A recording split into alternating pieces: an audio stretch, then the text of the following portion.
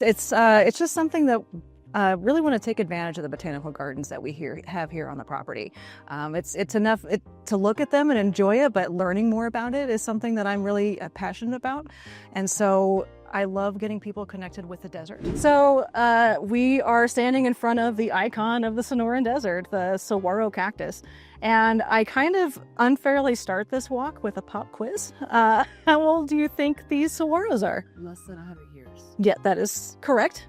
It used to be believed it was 80, and now more research has come out that it's 50. And a lot of rain just bounces off plants. But the saguaros, as big as they are, need to store as much water as possible. One, their roots are very shallow. And two, when it rains, the spines will actually catch the rain instead of it bouncing off the plant, and it'll bring the rain down to the base of the cactus. And then after the monsoon season, if we get enough rain, we'll see it expand.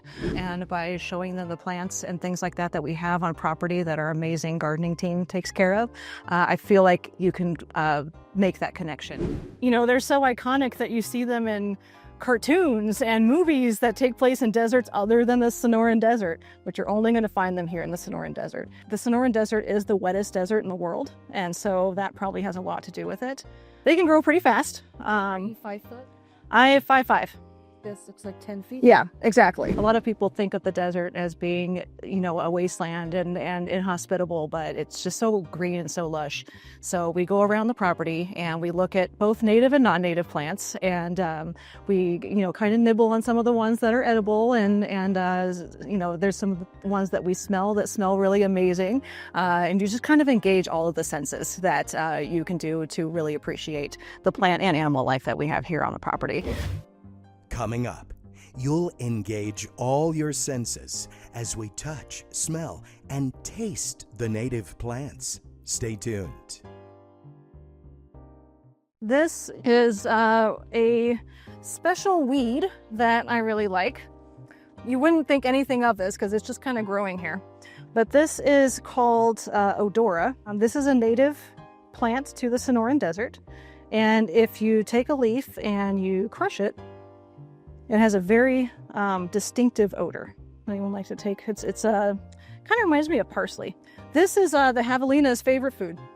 Is sweet potato vine, and they kind of have a starchy flavor to them. They're used a lot in Filipino cuisine. You can either pick a small leaf if you want, or you can just pick the end of a big leaf off. Either way. So this is small. Yep, there you go. We, you know, kind of nibble on some of the ones that are edible, and you know, there's some ones that we smell that smell really amazing, and you just kind of engage all of the senses that you can do to really appreciate the plant and animal life that we have here on the property. But what they really love is you can see this stalk that is kind of hanging on the Palo Verde tree right now. That is an old agave flower. Agave is very caustic to your skin. You don't want raw agave juice on your skin. But when you roast it and you concentrate the sugars, it becomes safe, and you can ferment it to make tequila, or you can make agave syrup and things like that. The orioles really like them. Lots of different nectar-eating birds and butterflies and things like that. But the bats really like the agave. We have a blood orange tree here. We have a Valencia orange tree over here, and then a ruby red grapefruit over here. But I know it's a little early for garlic. Not everyone likes to eat the garlic this early. I believe this is just a volunteer society garlic, but I just call it wild garlic.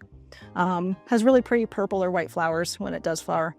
We use some of the citrus here on property, but we have so much of it that we can't possibly use it all.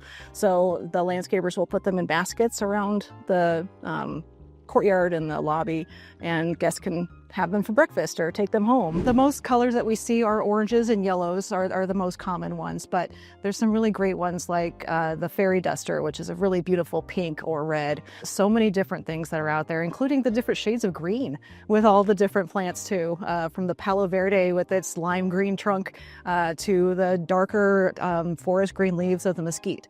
So there's a lot of different colors that, depending on the season, you can just be inundated with. This is mojito mint. It's one of 3 different mints we have on the property. We also have chocolate mint and orange mint. There's some thyme and some more. There's a barbecue rosemary. There's actually a curry plant over here. This isn't what you use to make curry, but it smells like curry.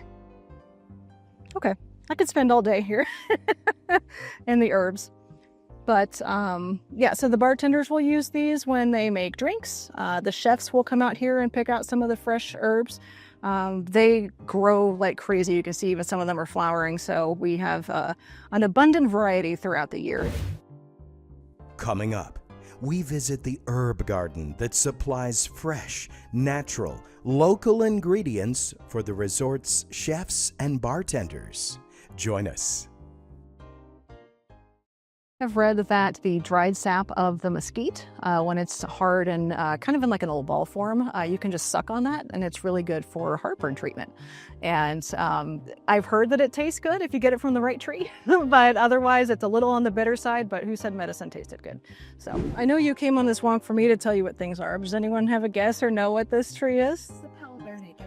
This is not a Palo Verde tree, but they are in the same family. So that was a good guess. So if you smell that, maybe it'll give you a hint. It's a good smell. Okay. Mesquite. Mesquite. We all know mesquite for giving it the flavor, a wonderful flavor to meats and vegetables and things that you smoke with the wood. And I love the sap because it smells like barbecue sauce. Now I'll tell you firsthand, it doesn't taste like barbecue sauce. So you can grind them, pod and all, into flour. And you can use the flour in cakes and cookies. Children and dogs love to chew on mesquite pods on the ground. And that's because there is a lot of natural sugar in mesquite pods. So this is Engelmann's prickly pear. This is the most common one that we see in the desert. Two great edible uses for these. One is, has anyone ever had nopales before? Yeah. So nopales are cactus pads. I hate using this word to describe food. Mucus, slime, whatever you want to call it. It has a lot of that attribute to it, but it's good for you. That slime is good for you. I like putting it with tomatoes, onions, and garlic. You can put it in a salad, you can roast it, all different kinds of things. It's a really healthy food. And then, of course, everyone knows about the prickly pear fruit. And so once these flowers, these have all flowered already. And so now they're creating all this juice and stuff inside this fruit here. We do have a whole herb garden, and both in the chef's garden and in the bartender's herb garden, which we'll go through.